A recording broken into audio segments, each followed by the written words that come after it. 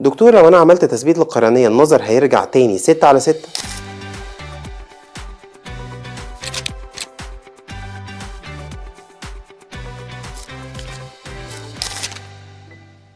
اولا الهدف من تثبيت القرنية في مريض القرنية المخروطية هو من اسمه ان احنا نثبت المرض على الوضع اللي هو عليه عشان ما يحصلش تدهور تاني، وبالتالي مش متوقع ان بعد التثبيت النظر هيرجع 6/6 لو ابتدينا منه وهو ضعيف، لان التثبيت القرنية ليس علاج لتصحيح البصر، يعني هو مش زي الليزك، النظر مش بيتحسن معاه، ممكن نسبيا يتحسن شوية ولكن ده جزء كبير من علاج القرنية المخروطية. على الجانب التاني بيكون علاجات تانية لتحسين النظر زي النضارة او العدسات اللاصقة الزجاجية او زرع الحلقات داخل القرنية او حتى استبدالها. بعد تثبيت القرنية ونتيجة تدعيم الياف الكولاجين فيها ممكن يحصل غباش مؤقت بيبتدي يدوب على مدى الاسابيع والشهور اللي بعدها. بعد كده بتبتدي القرنية تثبت وتستقر من حوالي 3 إلى 6 شهور بعد العملية.